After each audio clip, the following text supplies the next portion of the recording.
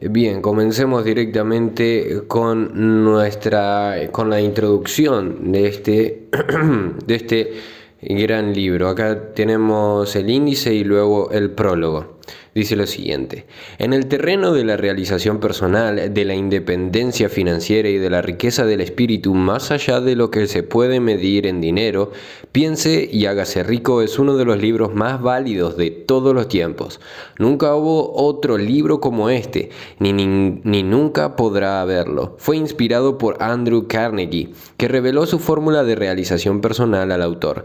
Napoleon Hill, hace muchos años, Carnegie no solo llegó a ser multimillonario, sino que hizo millonarios a una multitud de hombres a los que enseñó su secreto. Otros 500 hombres ricos revelaron el origen de su riqueza a Napoleon Hill, que ha pasado toda una vida de investigación difundiendo su mensaje a las personas de todas las clases sociales que están dispuestas a aportar sus ideas, sus ilusiones y sus planes organizados a cambio de obtener riqueza. Centenares de personas han aplicado los famosos principios de este libro en aras de su propio enriquecimiento. Sus secretos son tan intemporales y prácticos como lo eran en la primera edición de Piense y hágase rico. En esta última edición, los principios y las fórmulas que conducen al éxito se han hecho asequibles a todos aquellos que desean fervientemente hacer dinero y alcanzar las ricas satisfacciones espirituales que la realización personal proporciona.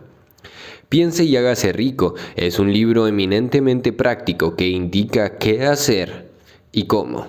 En él usted encontrará la magia de la autodirección, de la planificación organizada, la autosugestión, las asociaciones inteligentes, un sistema sorprendentemente revelador de autoanálisis, planes detallados para vender sus servicios personales y la riqueza de otras ayudas específicas provenientes de la experiencia de grandes hombres que han dado sobradas muestras de su valor. La riqueza al alcance de la mano no siempre puede medirse en dinero. Hay grandes riquezas en las amistades duraderas, en las relaciones familiares armoniosas, en la simpatía y la comprensión entre los asociados y en la armonía interna que da la paz de espíritu, todos ellos valores mensurables en un plano espiritual. Los conceptos primordiales de piense y hágase rico lo prepararán para atraer y disfrutar de estos estados superiores que siempre han sido y serán inaccesibles a todo el que no esté preparado para ellos.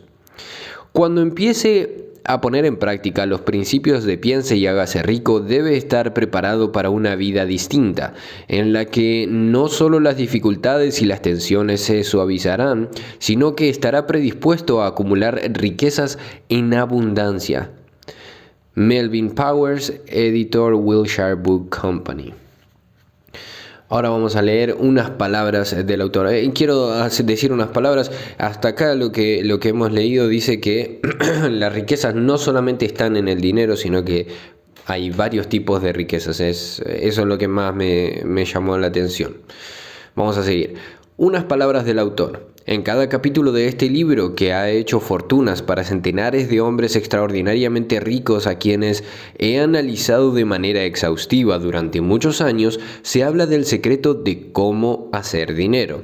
El secreto me lo contó Andrew Carnegie hace más de medio siglo. El viejo escocés, sagaz y encantador, me lo espetó sin miramientos cuando yo apenas era un niño. Luego se repantigó en la silla con un destello de alegría en los ojos y me miró detenidamente para ver si yo había comprendido todo el significado de lo que me acababa de decir.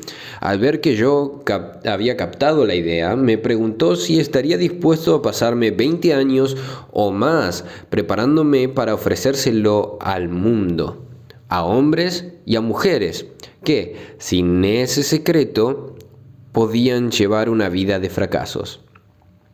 Le respondí que sí, y con la ayuda del señor Carnegie he mantenido mi promesa. Este libro contiene ese secreto puesto a prueba por centenares de personas de casi todas las clases sociales. Fue idea del señor Carnegie que esta fórmula mágica que le proporcionó una fortuna estupenda debía ponerse al alcance de la gente que no tiene tiempo para investigar cómo ganan los hombres el dinero, y fue su deseo que yo pusiera a prueba y demostrara la eficacia de la fórmula a través de la experiencia de hombres y mujeres de todas las extracciones sociales. Él opinaba que la fórmula debía enseñarse en todas las escuelas y en universidades públicas, y era de la opinión de que si fuese enseñada de forma adecuada, revolucionaría el sistema educativo hasta el punto que el tiempo que pasamos en la escuela se vería reducido a menos de la mitad. Interesante. En el capítulo sobre la fe, usted leerá la sorprendente historia de la organización de la gigantesca United States Steel Corporation, tal como fue concebida y llevada a cabo por uno de sus negociadores, a través de quien el señor Carnegie demostró que su fórmula funcionaría con todo el que estuviera preparado para ella. Esta sola aplicación del secreto, ejecutada por Charles M. Schwab, le dio una fortuna inmensa, tanto en dinero como en oportunidades. Para decirlo ásperamente, esa particular aplicación de la fórmula le valió $600 millones. Estos hechos, bien sabidos por la mayoría de las personas que conocieron al señor Carnegie, dan una idea bastante cabal de lo que la lectura de este libro puede reportarle, suponiendo que usted sepa qué es lo que quiere. El secreto fue revelado a centenares de hombres y mujeres que lo han empleado para su beneficio personal, tal como el señor Carnegie había planeado. Algunos han hecho fortunas con él, otros los han aplicado con éxito para aportar armonía a su hogar. Un sacerdote lo empleó con tal eficacia que le reportó unos ingresos de más de $75,000 anuales. Arthur Nash, un sastre de Cincinnati, usó su negocio casi en bancarrota como conejillo de indias para poner a prueba la fórmula. El negocio resurgió y permitió a su dueño hacer una fortuna. Todavía continúa prosperando aunque el señor Nash se haya ido. El experimento resultó tan sorprendente que los periódicos y las revistas le hicieron una publicidad muy elogiosa por valor de más de $1 millón.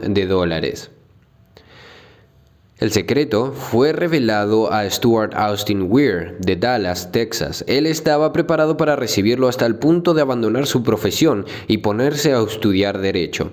¿Que si tuvo éxito? También relatamos esa historia.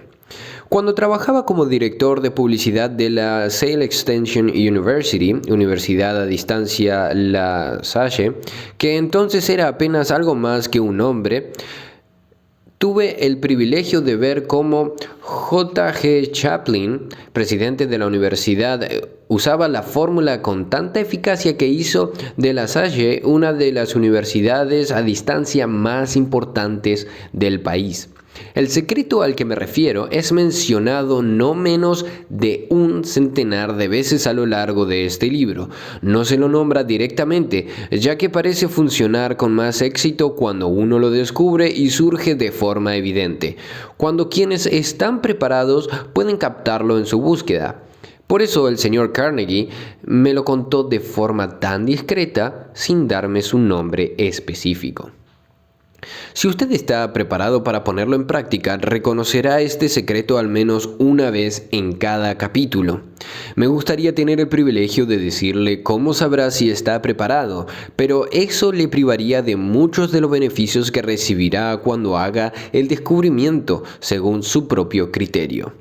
Si usted ha estado desanimado o ha tenido que superar dificultades extraordinarias, si ha intentado y ha fracasado, si se ha visto disminuido por la enfermedad o por defectos físicos, la historia del descubrimiento de mi hijo y la aplicación de la fórmula, entre paréntesis, esa historia es muy buena, y la aplicación de la fórmula, Carnegie puede demostrarle que en el desierto de la esperanza perdida existe el oasis que usted ha estado buscando.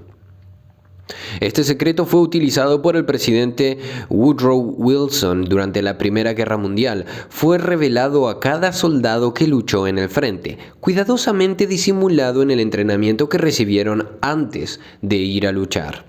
El presidente Wilson me dijo que ese había sido un factor importante en la obtención de los fondos necesarios para la guerra. Una característica peculiar de este secreto es que quienes lo adquieren y lo emplean se ven literalmente arrastrados hacia el éxito. Si usted lo duda, lea los nombres de quienes lo han puesto en práctica. Donde sea que se mencionen, constate usted mismo sus logros y convénzase. Nunca obtendrá nada a cambio de nada. Bueno, me gustaría hacer una anotación ahí porque esto es un principio muy importante. Nunca se obtendrá nada a cambio de nada. Es muy importante entender esto porque a veces nosotros esperamos obtener ciertos resultados, pero no estamos dispuestos a dar algo a cambio, simplemente lo queremos. Y bueno, lamentablemente no funciona así. El secreto al que me refiero no puede obtenerse sin pagar un precio, aunque éste sea muy inferior a su valor. No pueden alcanzarlo a ningún precio aquellos que no estén buscándolo intencionalmente. Es imposible conocerlo así de pronto y no puede compararse con dinero porque viene en dos partes. Una de ellas está ya en posesión de quienes se encuentran preparados para él. El secreto sirve por igual a todos aquellos que estén preparados para recibirlo. La educación no tiene nada que ver con él. Mucho antes de que yo naciera, el secreto estuvo en manos de Thomas Alva Edison, quien lo utilizó de manera tan inteligente que llegó a ser el inventor más importante del mundo, aunque apenas tenía 3 meses de escolarización. El secreto fue transmitido a Edwin C. Barnes, un socio de Edison, que lo utilizó con tanta eficacia que, pese a ganar tan solo unos $12,000 anuales, acumuló una gran fortuna y se retiró del mundo de los negocios cuando todavía era muy joven. Encontrará usted esa historia al comienzo del primer capítulo. Se convencerá así de que la riqueza no está más allá de su alcance, que todavía puede llegar a ser lo que anhela, que el dinero, la fama, el reconocimiento y la felicidad pertenecen a todo aquel que esté preparado y decidido a obtener esos beneficios. ¿Que cómo yo sé estas cosas? Usted deberá saberlo antes de que haya terminado este libro. Quizá lo descubra en el primer capítulo o en la última página.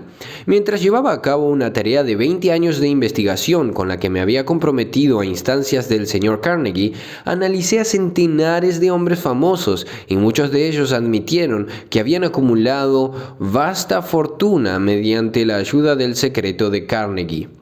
Entre aquellos hombres se encontraban, bueno, y acá hay una lista de todos los hombres que dicen que utilizaron este libro: Henry Ford, Theodore Roosevelt, William Wrigley, bueno, y así mucha gente que logró lo que quería con el secreto de este libro. Estos nombres representan apenas una pequeña parte de los centenares de estadounidenses famosos cuyos logros, sean financieros o de otra índole, demuestran que quienes comprenden y aplican el secreto de Carnegie alcanzan posiciones elevadas en la vida. No he conocido a nadie que, inspirado por el secreto, no alcanzara un éxito notable en el campo que hubiera elegido.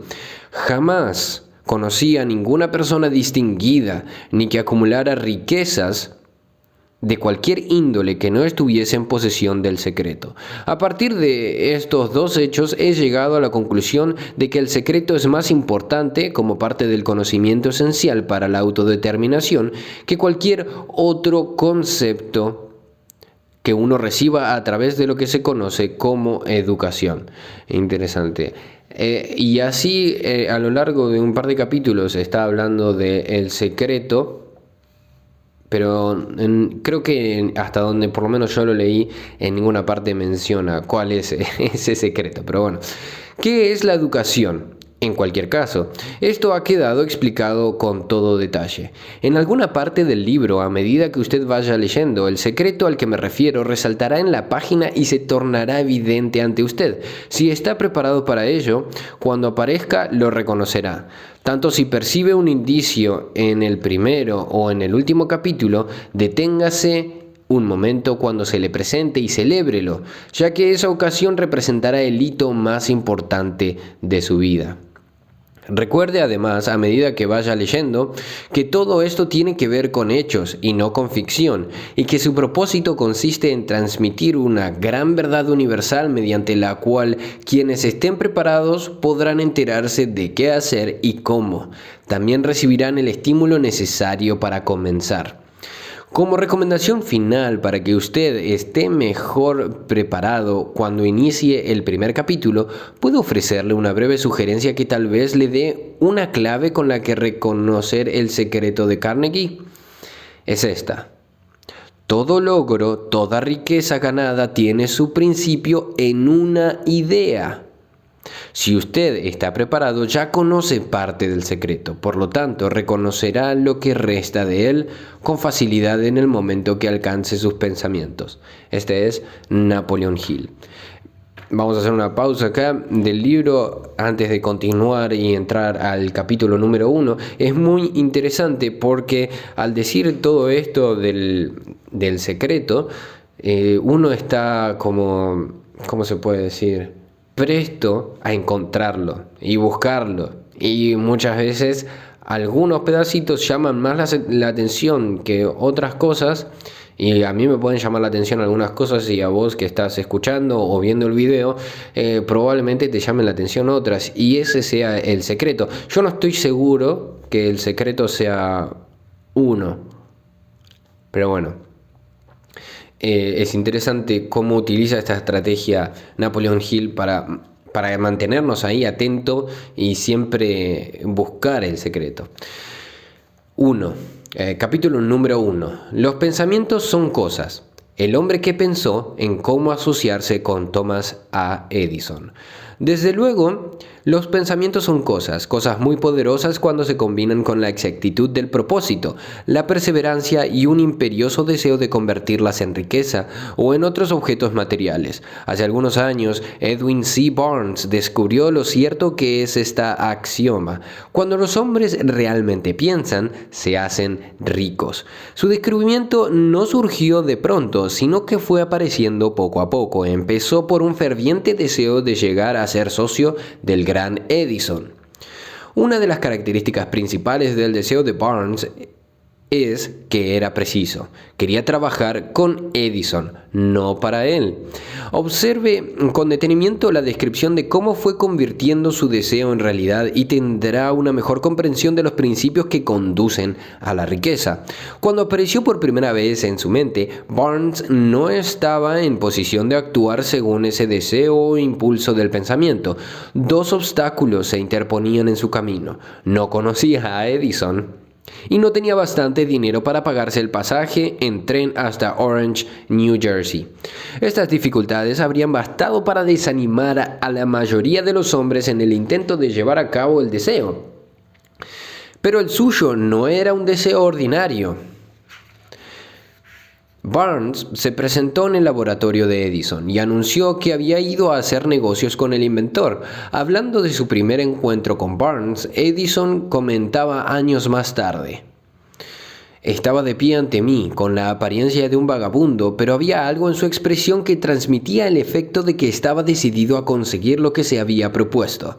Yo había aprendido, tras años de experiencia, que cuando un hombre desea algo tan imperiosamente que está dispuesto a apostar todo su futuro a una sola carta para conseguirla, tiene asegurado el triunfo. Le di la oportunidad que me pedía, porque vi que él estaba decidido a no ceder hasta obtener el éxito.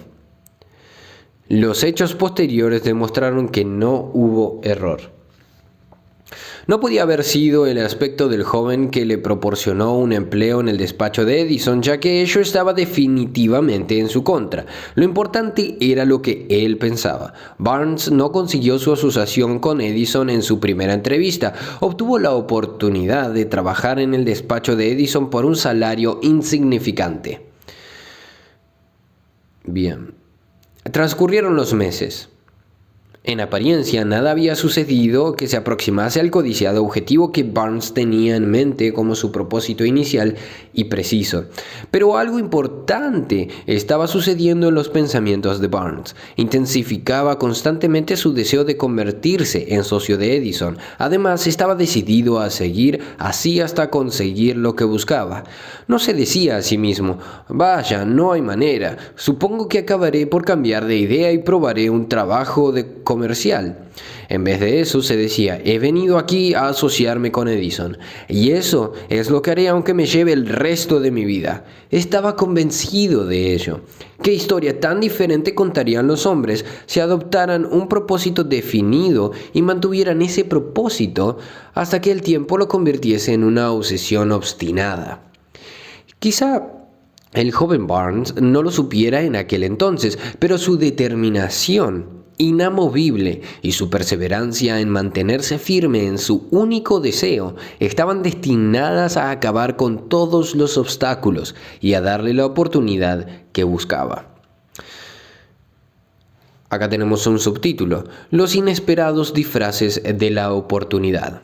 Cuando la oportunidad surgió, apareció con una forma diferente y desde una dirección distinta de la que Barnes había esperado. Este es uno de los caprichos de la oportunidad. Tiene el curioso hábito de aparecer por la puerta de atrás y a menudo llega disimulada con la forma del infortunio o de la frustración temporal.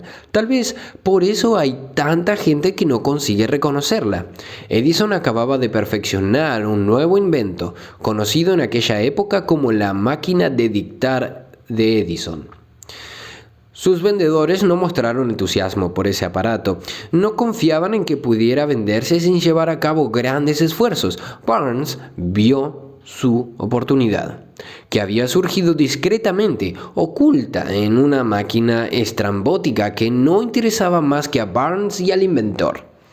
Barnes supo que podría vender la máquina de dictar de Edison. Se le sugirió a este y de inmediato obtuvo su oportunidad. Vendió la máquina. En realidad tuvo tanto éxito que Edison le hizo un contrato para distribuirla y venderla por toda la nación. A partir de aquella asociación, Barnes se hizo rico, pero también consiguió algo mucho más importante. Demostró que uno realmente puede pensar y hacerse rico. No tengo forma de saber cuánto dinero en efectivo reportó a Barnes su deseo. Tal vez fueron 2 o 3 millones de dólares, pero la cantidad, cualquiera que sea, se torna insignificante cuando se lo compara con la posesión que adquirió en forma de conocimiento definido de que un impulso intangible puede transmutarse en ganancias materiales mediante la aplicación de principios conocidos. Barnes literalmente se pensó en asociación con el gran Edison. Se pensó dueño de una fortuna. No tenía nada con qué empezar, excepto la capacidad de saber lo que deseaba y la determinación de mantenerse fiel a ese deseo hasta haberlo realizado. Es muy interesante, vamos a hacer un paréntesis, un comentario. Es muy interesante que acá se ve reflejado el título del libro, que si uno tiene el deseo y piensa constantemente en eso que uno quiere lograr, se puede transformar en realidad. Y esa sea nuestra riqueza. A un metro del oro. Una de las causas más comunes del fracaso es el hábito de abandonar cuando uno se ve presa de una frustración temporal. Todos son culpables de este error en un momento u otro. Un tío de R.V. Darby fue presa de la fiebre del oro en los días en que era una fiebre endémica y se fue al oeste a cavar para hacerse rico. No sabía que se ha sacado más oro de los pensamientos de los hombres que de la tierra. Obtuvo una licencia y se fue a trabajar con el pico y la pala. Después de varios meses de trabajo, obtuvo la recompensa de descubrir una veta de mineral brillante. Necesitaba maquinaria para extraer el mineral. Con discreción, cubrió la mina, volvió sobre sus pasos a su hogar de Williamsburg, Maryland, y les habló a sus parientes y algunos vecinos del hallazgo. Todos reunieron el dinero necesario para la maquinaria y la enviaron a la mina. Darby y su tío volvieron para trabajar en ella. Extrajeron el primer carro de mineral y lo enviaron a un fundidor. Las utilidades demostraron que poseían una de las minas más ricas de Colorado. Con unos pocos carros más de mineral saldarían todas las deudas. Entonces empezaron a ganar dinero en gran cantidad. Hacia abajo fueron los taladros, muy altos llegaron las esperanzas de Darby y de su tío. Entonces sucedió algo. El filón de mineral brillante desapareció. Habían llegado al final del arco iris y la olla de oro no estaba allí. Perforaron en un desesperado intento para volver a encontrar la veta, pero fue en vano. Finalmente decidieron abandonar. Vendieron la maquinaria a un chatarrero por unos pocos centenares de dólares y tomaron el tren de vuelta a casa. El chatarrero llamó a un ingeniero de minas para que examinara el lugar e hiciera una prospección. El ingeniero le informó de que el proyecto había fracasado porque los dueños no estaban familiarizados con las vetas falsas. Sus cálculos indicaban que la veta reaparecería a 1 metro de donde los Darby habían dejado de perforar. Allí fue precisamente donde fue encontrada.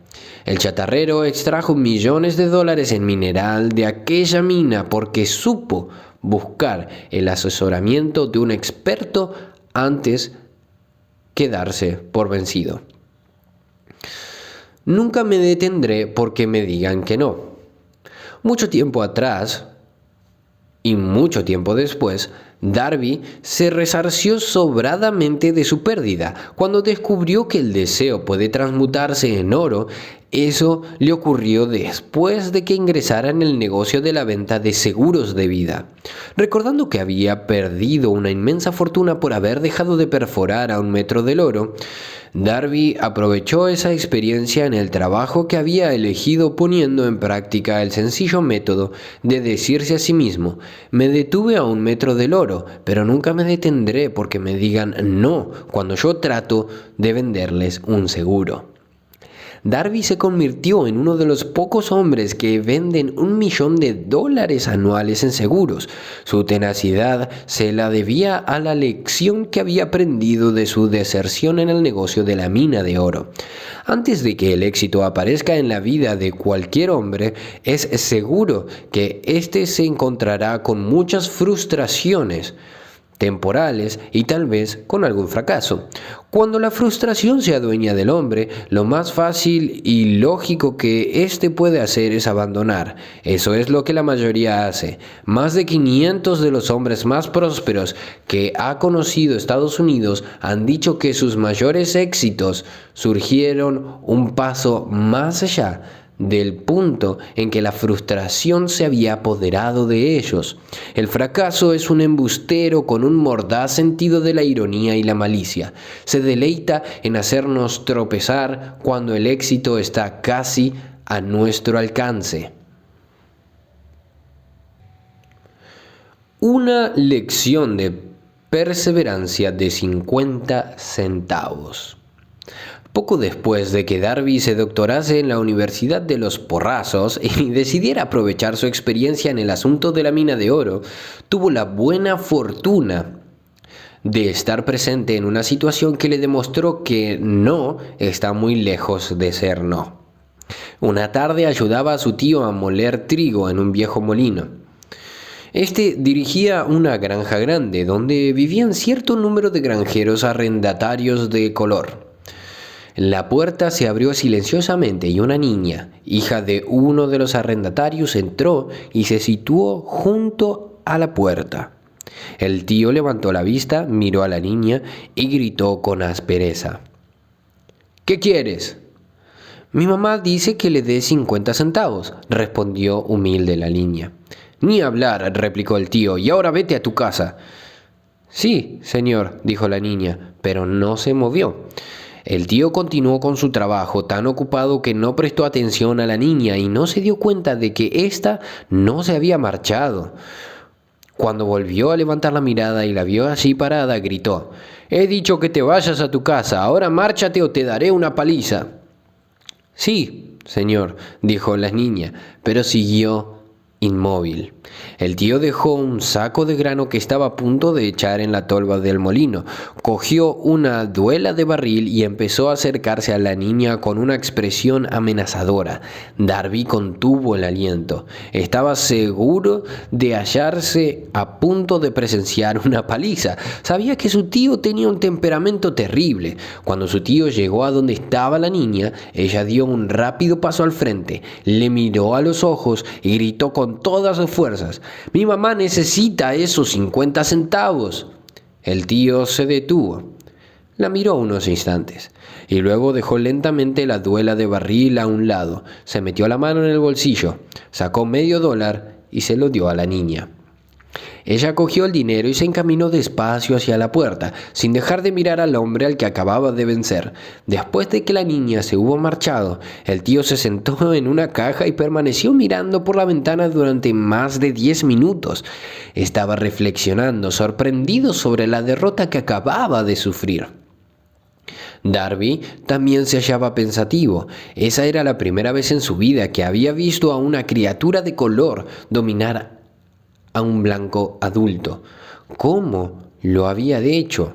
¿Qué le había ocurrido a su tío para que perdiera su ferocidad y se volviera tan dócil como un cordero? ¿Qué extraño poder había empleado esa niña para hacerse dueña de la situación? Estas y otras preguntas similares destellaban en la mente de Darby, pero no halló las respuestas hasta muchos años después, cuando me relató la historia. Curiosamente, escuché el relato de esa inusual experiencia en el viejo molino, el mismo sitio donde su tío había recibido esa lección. El extraño poder de una niña. En aquel viejo molino polvoriento, el señor Darby me relató la historia del extraño triunfo y terminó preguntándome: ¿cómo se explica usted esto? ¿Qué extraño poder tenía esa niña para dominar por completo a mi tío? La respuesta a esa pregunta la encontrará en los principios que se describen en este libro. La respuesta es categórica y completa. Contiene detalles e instrucciones suficientes para que cualquiera comprenda y aplique la misma fuerza con la que esa niña encontró de forma accidental. Manténgase alerta y observará el extraño poder que acudió en ayuda a la niña. Tendrá un atisbo de ese poder en el próximo capítulo. En alguna parte del libro encontrará una idea que aguzará sus poderes receptivos y pondrá a su alcance, para su propio beneficio, ese mismo poder irresistible. La comprensión de él puede aparecer ante usted en el primer capítulo, o tal vez surja en su conciencia más adelante. Puede presentarse en forma de una sola idea, o quizá la encuentre en la naturaleza de un plan o en un propósito. Una vez más, puede hacerle volver sobre sus pasadas experiencias de frustración o de fracaso para aportar alguna lección mediante la cual usted recupere todo lo que había perdido en ese revés. Después de haberle explicado al señor Darby el poder que la niña de color había empleado quizás sin saberlo, él repasó enseguida sus 30 años de experiencia en la venta de seguros de vida y estuvo francamente de acuerdo en que su éxito en ese campo se debía en gran parte a la lección que había aprendido de la pequeña. El señor Darby señaló: cada vez que un posible comprador trataba de deshacerse de mí sin haberle vendido el seguro, yo visualizaba a la niña parada en el viejo molino con sus ojazos desafiantes y me decía: tengo que conseguir esta venta. La mejor parte de las ventas que he hecho han sido a gente que me había dicho que no. El señor Darby también recordó su error al haberse detenido a 1 metro escaso del oro. Pero esta experiencia fue una bendición encubierta. Me enseñó a seguir insistiendo sin que importasen las dificultades y fue una lección que necesité aprender antes de poder tener éxito en cualquier campo. Esta historia del señor Darby y de su tío, de la niña y de la mina de oro, sin duda la leerán centenares de hombres que se ganan la vida vendiendo seguros de vida, y yo deseo ofrecer a todos ellos la sugerencia de que Darby les debe a esas dos experiencias su capacidad para vender más de $1 millón anuales en seguros de vida. Las experiencias del señor Darby fueron bastante comunes y triviales y, sin embargo, contienen la respuesta de su destino en la vida. Por lo tanto, fueron tan importantes para él como su propia vida. Sacó provecho de ellas porque las analizó y supo ver lo que le enseñaban. Pero, ¿qué hay del hombre que no tiene el tiempo ni la inclinación para estudiar el fracaso en busca del conocimiento que pueda conducirlo al éxito? ¿Dónde y cómo va a aprender el arte de convertir los fallos en escalones hacia la oportunidad? Para responder a esas preguntas se ha escrito este libro. Todo lo que usted necesita es una buena idea. La respuesta se expone en una descripción de 13 principios, pero recuerde a medida que vaya leyendo que la respuesta que quizá está buscando las preguntas que le han hecho reflexionar en los misterios de la vida puede encontrarla en usted mismo, a través de alguna idea, plan o propósito que tal vez surja en su cerebro durante la lectura. Una buena idea es todo lo que se necesita para alcanzar el éxito. Los principios descritos en este libro contienen medios y maneras de crear ideas útiles. Antes de seguir adelante con nuestro enfoque para describir esos principios, creemos que merece la pena recibir esta importante sugerencia. Cuando las riquezas empiezan a aparecer, lo hacen con tanta rapidez y en tal abundancia que uno se pregunta ¿dónde habían estado escondidas durante todos esos años de necesidad? Esta es una afirmación sorprendente, y tanto más si tenemos en cuenta la creencia popular de que la riqueza premia solo a quienes trabajan mucho durante mucho tiempo. Cuando usted comience a pensar y a hacerse rico, observará que la riqueza empieza a partir de un estado mental, con un propósito definido, con poco trabajo duro o ninguno. Usted o cualquier otra persona puede estar interesado en saber cómo adquirir ese estado mental que atraerá la riqueza. He pasado 25 años investigando porque también yo quería saber cómo los ricos llegan a ser ricos. Observe con mucha atención tan pronto como domine los principios de esta manera de pensar y empiece a seguir las instrucciones para aplicar esos principios, que su nivel económico empezará a crecer y que todo lo que usted toque comenzará a transmutarse en haberes de su propio beneficio. ¿Imposible? De ninguna manera. Una de las mayores debilidades de la especie humana es la típica familiaridad del hombre con la palabra imposible. Él conoce todas las reglas que no darán resultado, sabe todas las cosas que no se pueden hacer.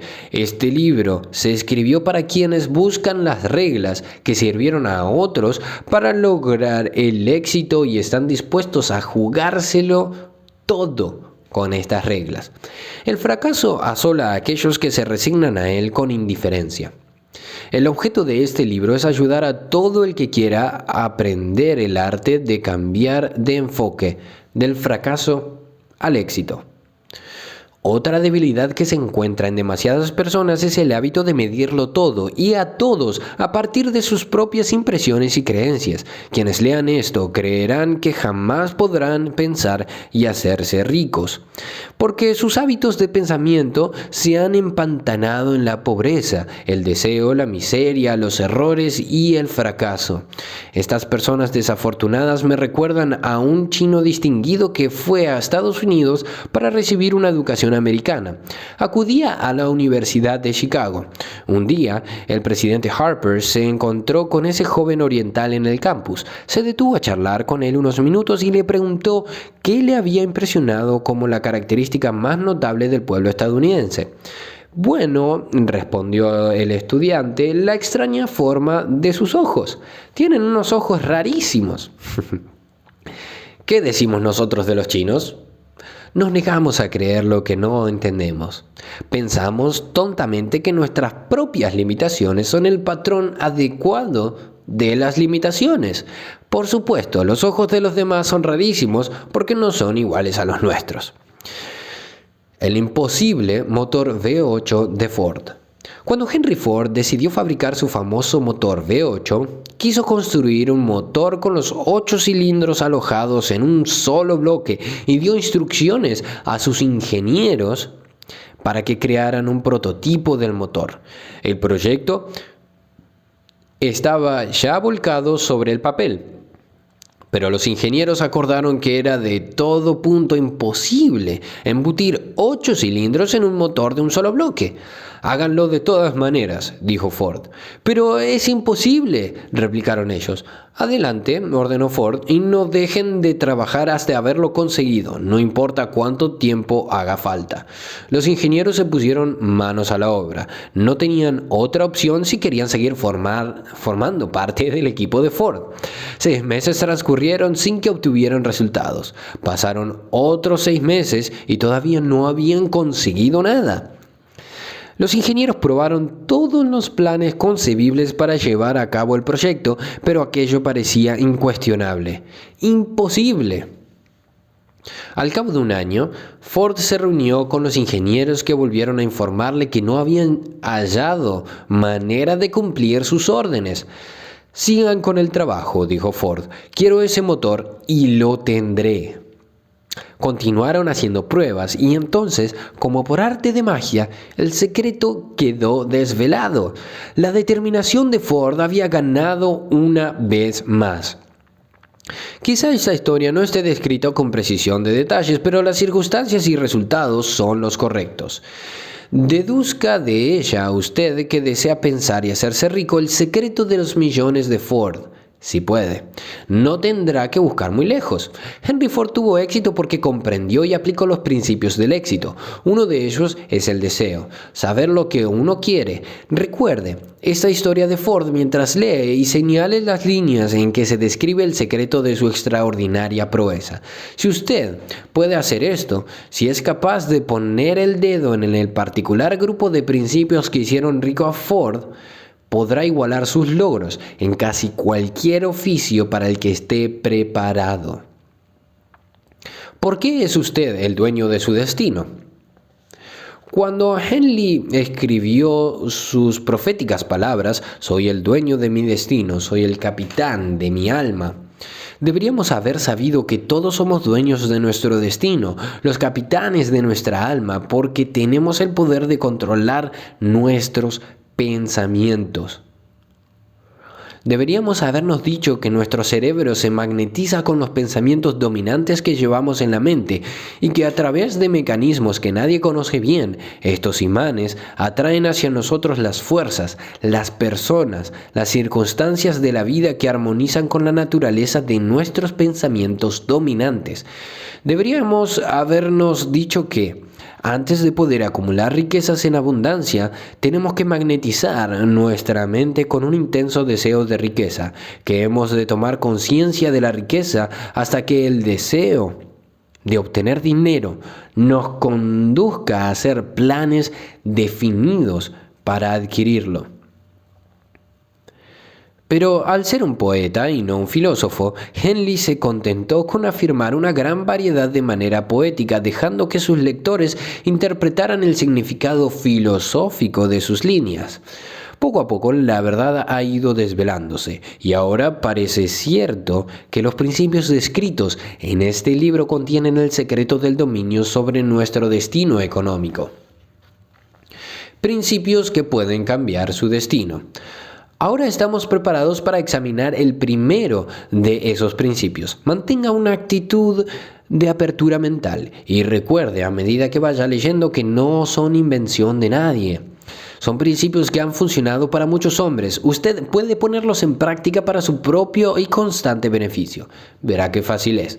Hace algunos años pronuncié el discurso de la entrega de diplomas en el Salem College, en Salem, Virginia Occidental. Acentué el principio descrito en el próximo capítulo con tal intensidad que uno de los miembros de la clase que iba a recibir el diploma se lo apropió y lo convirtió en parte de su forma de ver la vida. Ese joven llegó a ser miembro del Congreso y un personaje importante en el gobierno de Franklin D. Roosevelt. Me escribió una carta en la que presenta con tanta claridad su opinión sobre el principio que trataremos en el próximo capítulo que he decidido publicarla como introducción a dicho capítulo. Le dará una idea de los beneficios que le esperan. Estimado Napoleón, dado que mi servicio como miembro del Congreso me ha proporcionado cierta comprensión de los problemas de hombres y mujeres, le escribo para ofrecerle una sugerencia que puede ser útil a miles de personas. En 1922, usted pronunció un discurso en la entrega de diplomas en Salem College, cuando yo era miembro de la clase que los recibiría. En aquel discurso, usted plantó en mi mente una idea en la que debo la oportunidad que ahora tengo de servir a la gente de mi estado y que será responsable en gran medida de cualquier éxito que yo pueda alcanzar en el futuro. Recuerdo, como si hubiese sido ayer, la maravillosa descripción que usted hizo del método por el que Henry Ford, con muy pocos estudios, sin $1, sin amigos influyentes, llegó tan alto. Entonces resolví, incluso antes de que usted hubiera acabado su discurso, que me haría un lugar en la vida, sin que importara cuántas dificultades tuviera que afrontar. Miles de jóvenes terminarán sus estudios universitarios este año y los años venideros. Cada uno de ellos estará buscando un mensaje tan alentador como el que yo recibí de usted. Querrán saber a dónde acudir, qué hacer y cómo empezar la vida. Usted puede decírselo porque ha ayudado a resolver los problemas de mucha gente. En Estados Unidos hay en la actualidad miles de jóvenes que querrán saber cómo convertir sus ideas en dinero. Gente que debe empezar desde abajo, sin dinero y amortizar sus pérdidas. Si alguien puede ayudarles, es usted. Si publica el libro, me gustaría tener el primer ejemplar que salga de la imprenta, autografiado por usted. Con mis mejores deseos, créame, cordialmente suyo, Jennings Randolph. 35 años después de haber leído aquel discurso, fue un placer para mí regresar al Salem College en 1957 para pronunciar de nuevo el discurso de la entrega de diplomas. En aquel entonces recibí el título de doctor honoris a causa de literatura de Salem College. Desde aquella ocasión, en 1922, he visto prosperar a Jennings Randolph hasta llegar a ser ejecutivo de una de las más importantes líneas aéreas de la nación, un orador muy inspirado y senador de Estados Unidos por Virginia Occidental. Última frase de este capítulo dice lo siguiente: todo aquello que la mente humana pueda concebir y creer puede alcanzarse. Muy bien amigos, este ha sido el capítulo número 1 de Napoleón Hill, Piense y hágase rico. Recuerden que el secreto de la riqueza está en este libro, pero ustedes deben encontrarlo. Por lo tanto, analizar las cosas que están leyendo o que están escuchando es muy importante y de esta manera poder convertir sus ideas en riqueza. Es genial. Bien, si han llegado hasta acá, les agradezco muchísimo y vayan a suscribirse, darle like a este video y compartirlo y dejar un comentario si les gustó esta interpretación o si tienen alguna sugerencia. A su vez, si desean en algún futuro que pueda leer algún libro y encontrarlo como podcast en Spotify o incluso acá en YouTube, pueden hacerlo en los comentarios y sería de mucha ayuda para mí. Bien, nos vemos en el próximo capítulo, que será el siguiente. El capítulo número 2 será el deseo, el punto inicial de todo logro. Muy bien, que tengan un buen día y nos vemos.